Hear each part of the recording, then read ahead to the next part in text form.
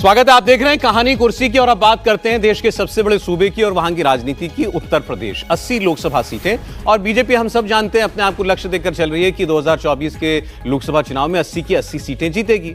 और ये ना भी हो तो कम से कम जो 2014 का रिकॉर्ड है बीजेपी का, अपने साथियों के साथ मिलकर 73 सीटें 80 में से जीती थी, उसके आसपास तो बीजेपी पहुंचे। और आप देखते होंगे कि तमाम विश्लेषकों का यह मानना है कि आज की परिस्थितियों में भारतीय जनता पार्टी ऐसा कर गुजरे, ये नतीजा हासिल कर ले, तो इसमें कोई हैरानी की बात नहीं है। पार्टी की ताकत ऐसी ही है और विपक्ष की हालत भी कुछ ऐसी ही है। लेकिन घोसी के उपचुनाव में थोड़ा सोचने को मजबूर सबको कर दिया है कि जो घोसी में हुआ वो किसी एक अपवाद के तौर पर छोड़ दें, दो उम्मीदवारों की पर्सनालिटीज का क्लैश था इस लिहाज से छोड़ दें, या बीजेपी में दूसरी पार्टी से आया एक उम्मीदवार था उसकी अपनी पार्टी से नाराजगी उस लिहाज से छोड़ दें, या फिर कोई दिक्कत है। इस पर हम लोग अभी आज तफसील से बात करेंगे और हमारे पॉलिटिकल एडिटर देवेंद्र पराशर भी इस खबर पर हमारे साथ जुड़ गए। देवेंद्र, आपका स्वागत है। सबसे पहले दो तीन चीजें जल्दी से हम बता देते हैं, उसके बाद फिर आगे बातचीत करते हैं। अभी घोसी का नतीजा आया, दारा सिंह चौहान इधर से और समाजवादी पार्टी से सुधाकर सिंह। एक तो फॉरवर्ड कास्ट का व्यक्ति जो है, अगली जाति का कैंडिडेट था समाजवादी पार्टी का, 42,000 वोटों से जीत गया। उसके बाद से तमाम लोगों ने कहना शुरू किया कि ये इस चुनाव में ज्यादा कुछ पढ़ने की जरूरत नहीं है, क्योंकि बहुत नाराजगी थी बीजेपी के उम्मीदवार को लेकर के, दारा सिंह चौहान को लेकर के, और उनकी अपनी पार्टी साथ खड़ी नहीं थी। चलिए छोड़िए इस बात को, लेकिन वोटर जो बीजेपी के पास आना चाहिए था, जो आमतौर पर आता, क्या वो आया? दलित वोट की अगर आप बात करें तो 19% दलित वोट घोसी के अंदर है। और मायावती चुनाव नहीं लड़ रही थी। तो इसका सीधा मतलब यह है कि उनकी एब्सेंस में यह वोट बीजेपी को बहुतायत में जाना चाहिए था, लेकिन वो भी नहीं हुआ। ऐसे दो उदाहरण और मिलते हैं। खतौली में उपचुनाव हुआ था और खतौली में मुस्लिम वोट के बाद सबसे ज्यादा वोट है तो दलित वोट है।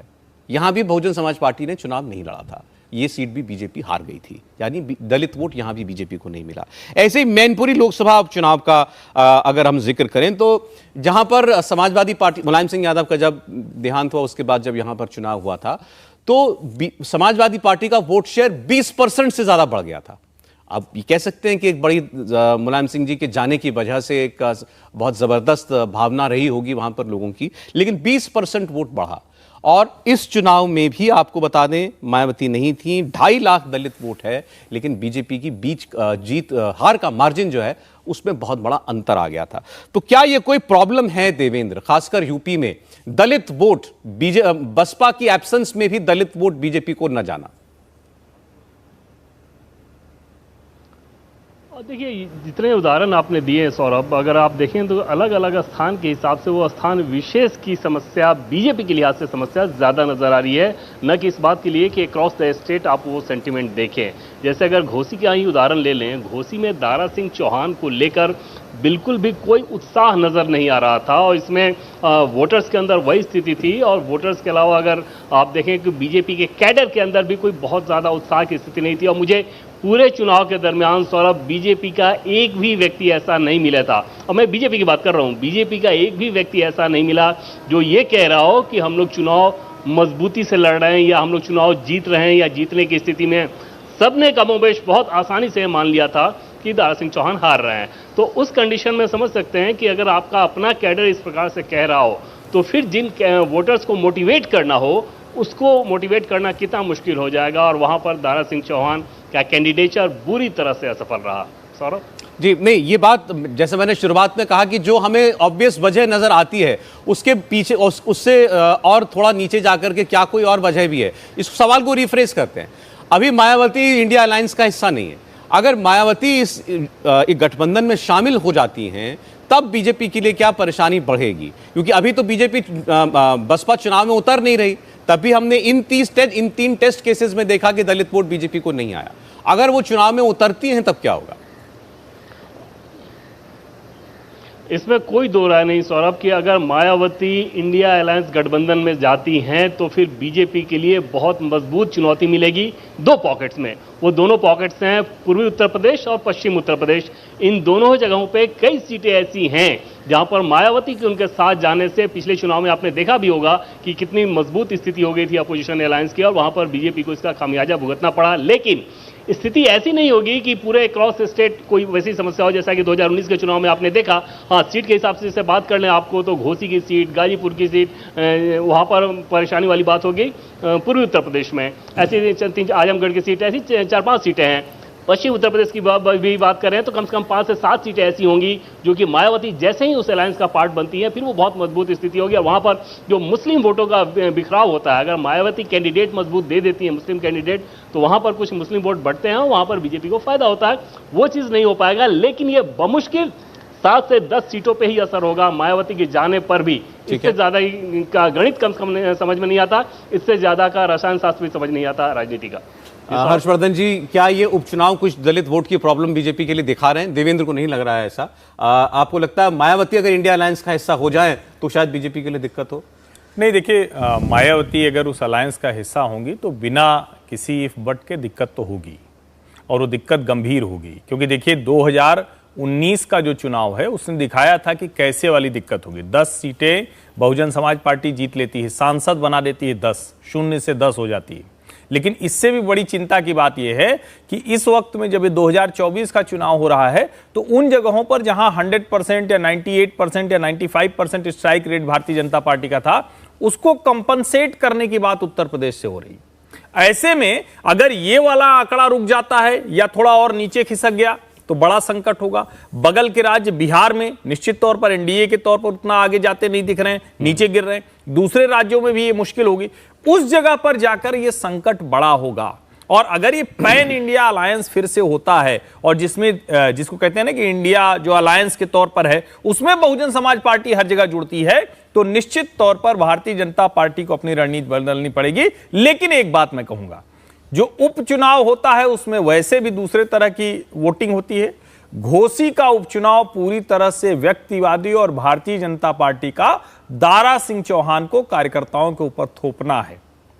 पहले भी ये सीट समाजवादी पार्टी के ही पास थी, मतलब ऐसा नहीं कि सपा ने कोई भाजपा से छीन लिए, सपा ही जीती थी, सपा ही जीती है। बस फर्क ये है कि तब दारा सिंह चौहान जीते थे, अब दारा सिंह चौहान हार गए हैं। भारतीय जनता पार्टी को यह समझना पड़ेगा कि आप कहीं कई बार जातीय समीकरण साधने के चक्कर में अपने कोर वोटर्स को भी नाराज तो नहीं कर दे रहे हैं, दुखी तो नहीं कर दे रहे हैं। मैं दुखी शब्द ज्यादा कहूंगा क्योंकि भाजपा का कैडर दुखी हुआ है घोसी में। नहीं, लेकिन अखिलेश यादव तो कह रहे हैं ना कि हमारा पीडीए चल पड़ा, पिछड़ा दलित अल्पसंख्यक का जो अलायंस था। अभी हम लोग दलित वोट की तो बात कर ही रहे हैं, इसके अलावा अल्पसंख्यक वोटों की बात होगी तो आज की खबर है आजम खान साहब के ठिकानों पर फिर रेड हो रही है। इनकम टैक्स के जो अधिकारी हैं वो रेड कर रहे हैं और इस पर समाजवादी पार्टी जो है खुलकर आक्रामक है। अखिलेश यादव कह रहे हैं सरकार जितनी कमजोर होगी विपक्ष पर छापे उतने बढ़ जाएंगे। तो अल्पसंख्यक वोट को एक किस्म से जगाने के लिए ये रेड मुझे लगता है वो काफी है। तो पीडीए चल पड़ा क्या अखिलेश यादव का? पीडीए यदि घोसी के चुनाव को कहेंगे तो एक तरह से वो कह सकते हैं, उनके दावे को आप इस तरह से खारिज नहीं कर सकते कि किस तरह से पीडीए ने काम किया और घोसी का चुनाव जीता। लेकिन वो महत्वपूर्ण है, फिर से बात हो रही है कि घोसी दारा सिंह का चुनाव था, वो भारतीय जनता पार्टी समाजवादी पार्टी का चुनाव नहीं था और भारतीय जनता पार्टी की एक गलत पॉलिटिकल फैसला माना जा रहा था कि ये ऐसा हुआ है।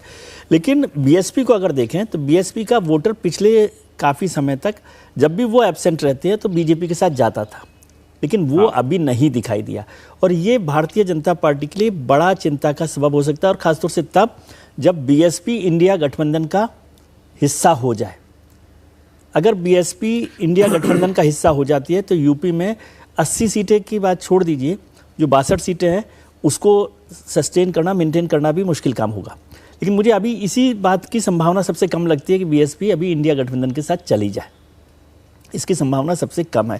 लेकिन वो जाती हैं तो केवल उत्तर प्रदेश में नहीं, मध्य प्रदेश में भी फर्क पड़ेगा, राजस्थान में भी फर्क पड़ेगा। राजस्थान में भी बीएसपी का काफ़ी वोट है, मध्य प्रदेश में भी काफ़ी वोट है। तो यदि वो इंडिया गठबंधन के साथ चली जाएगी तो कांग्रेस को उधर मदद कर सकती है मध्य प्रदेश और राजस्थान में, और यहाँ उत्तर प्रदेश में तो समाजवादी पार्टी और कांग्रेस और ये आपको भी लग रहा है कि आपको अभी लगता है कि मायावती नहीं जाएंगी इंडिया गठबंधन में? फिलहाल मुझे लगता है, लेकिन अगर जाती हैं तो फिर तकलीफ बीजेपी को, बिल्कुल तकलीफ होगी। अभी हमारे बीच में एक चर्चा चल रही थी कि जो बीएसपी का जो वोटर है, जो दलित वोट अभी भी उनके पास है, जिसको वो कहते भी हैं कि 13-14% का हमारा ऐसा वोट है जो कहीं नहीं जाता, तो वो अगर बहुजन समाज पार्टी मैदान में नहीं है तो वो फिर कम से कम अखिलेश यादव की पार्टी को तो वोट नहीं करता, वो नहीं करता नॉर्मल। मायावती ने इस बार कॉल दी थी घोसी के उपचुनाव में कि आप वोट मत डालिएगा, नोटा को वोट दे वो दीजिएगा। इसीलिए किया था कि वो बीजेपी को वोट ना चला जाए, क्योंकि वो बीजेपी से नाराजगी भी दिखाना चाहती थी और अपनी ताकत भी दिखाना चाहती थी कि भाई बीजेपी के पास नहीं जाएगा उनका वोट, और नहीं जाएगा तो उसका क्या नुकसान होगा।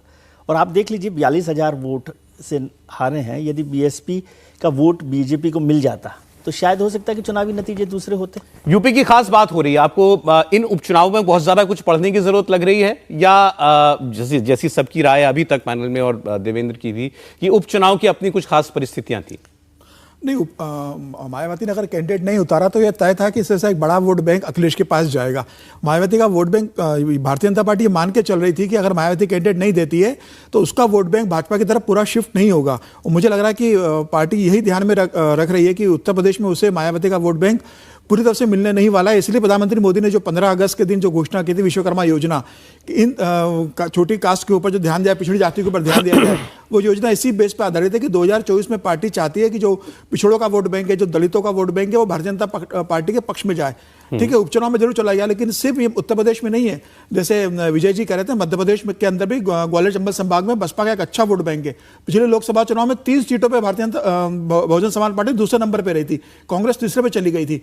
राजस्थान में तो 4 विधानसभा सीटें जीती थी और 3 लोकसभा सीटों में अच्छा वोट बैंक लेके चली गई थी पार्टी। 6 सीटें। तो इस चक्कर मुझे ऐसा लगता है उत्तराखंड में भी बसपा का एक वोट बैंक अच्छा है। बिल्कुल। तो मुझे ऐसा लग रहा है कि अगर मायावती विपक्षी गठबंधन के साथ चली जाती है तो सिर्फ उत्तर प्रदेश ही नहीं, मध्य प्रदेश के अंदर भी। एक इंटरेस्टिंग खबर आपको और बताता हूं। अभी हम लोग बात कर रहे हैं कि मायावती क्या इंडिया अलायंस का हिस्सा हो जाएंगी, अगर हो गई बाद में तो बीजेपी को क्या मुश्किल होगी। कांग्रेस पार्टी ने भी इस दलित वोट पर अपनी नजर रखी हुई है, और एक इंटरेस्टिंग खबर आज अखबार में छपी हुई थी कि इसके लिए मल्लिकार्जुन खड़गे को यूपी से उतारने की तैयारी है। मल्लिकार्जुन खड़गे यूपी से ही चुनाव लड़ सकते हैं। सोचने में अजीब लगेगा, लेकिन क्यों नहीं हो सकता ये। और 2 सीटों का जिक्र खास तौर पर उसमें किया गया था, इटावा या बाराबंकी। यहां से मल्लिकार्जुन खड़गे को उतारकर दलित सेंटिमेंट सामने रखा जाए, दलितों के बड़े नेता हैं खड़गे साहब, और यूपी में उसको भुनाया जाए। ये सारी कोशिशें दलित वोट को लेकर के देवेंद्र हो रही हैं। और अभी हमने बात की कि मायावती जो है वो अलायंस में जाएंगी या नहीं जाएंगी। हालांकि वो खुलकर ही कह चुकी हैं कि हमारी ऐसी कोई दूर दूर तक कोई गुंजाइश नहीं है, लेकिन फिर भी क्या इस समीकरण के लिए बीजेपी तैयार है? सौरभ, इसमें 2 चीज़ें हैं। पहली बात तो कि जो मायावती के जाने की बात है या न जाने की बात है, वो एकदम आखिरी समय में ही होगा, और उसमें कोई और कारक बाहरी तत्व उसको न प्रभावित कर सकता है, ना उसका अंदाजा लगा सकता है। वो नेशनल मूड के हिसाब से आखिरी समय में फैसला लेंगे, ऐसा माना जा रहा है, और बीजेपी भी ऐसा ही मानती है। दूसरी चीज़ ये कि दलित वोट शिफ्ट कर रहा है कि नहीं कर रहा है, और अगर नहीं कर रहा है तो बीजेपी के लिए कितनी चुनौती है, इसको अगर समझना हो तो मुझे लगता है कि पिछले उदाहरण के हिसाब से अगर आप समझें तो ज़्यादा आसानी से समझ में आ जाएगा, ज़्यादा तार्किक समझ में आएगा कि 2019 और 2024 में उत्तर प्रदेश में दलितों को लेकर ऐसा क्या हो गया है कि 2019 में वो जितनी सीटें जिता रहे थे वो 2024 में हरा देंगे। क्या कोई ऐसा फैक्टर रहा है कि बीजेपी और मायावती के बीच कोई बहुत दिखापन नजर आ रहा हो? क्या ऐसा रहा है कि दलितों के अंदर बीजेपी के किसी नीति को लेकर बहुत ज़्यादा नाराजगी हो गई हो और वो किसी विकल्प की तलाश में बहुत ज़्यादा एग्रेसिव हो गए हों? क्या कुछ ऐसा रहा है कि केंद्र सरकार जिन नीतियों के बदौलत दलितों में पिछली बार अपना पैठ करने में सफल रही, जैसे आवास योजना, शौचालय योजना, उसमें कोई ऐसा बदलाव आ गया है कि अब वो दलित बीजेपी से नफरत करने लगे हैं? इन सारे सवालों का जवाब ढूंढे तो आपको समझ में आएगा कि 2019 में जो परिस्थिति थी उन गठबंधन के साथ जाने में, 2024 में भी वैसी ही रहेगी अगर वो साथ जाती हैं तब भी। जैसे गाजीपुर की सीट में वहां पर बीजेपी को हार का सामना करना पड़ा, इस बार वो फिर चली जाती हैं, तो बहुत मजबूत स्थिति इस लिहाज से हो जाती है कि गाजीपुर के कंस्टिट्यूंसी को जैसे आप जोड़ेंगे, यादव, मुस्लिम और मायावती का जो अपना कास्ट का वोट है, ये तीनों मिलकर 56% हो जाते हैं, और वहां पे आप समझ सकते हैं कि फिर ये जो कास्ट कमेटी कितनी मजबूत चुनौती दे सकता है। घोसी में भी ऐसी ही स्थिति आपको देखने मिली।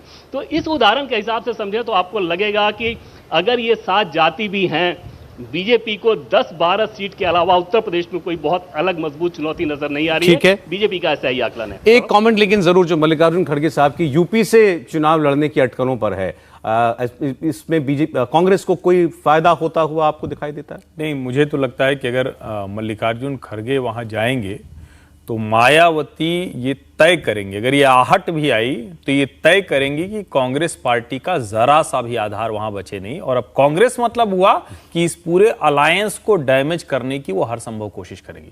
मायावती को सब बर्दाश्त है, एक बात नहीं बर्दाश्त है कि दलित नेता के तौर पर कोई उनको देश के किसी भी हिस्से में जरा सा भी आए।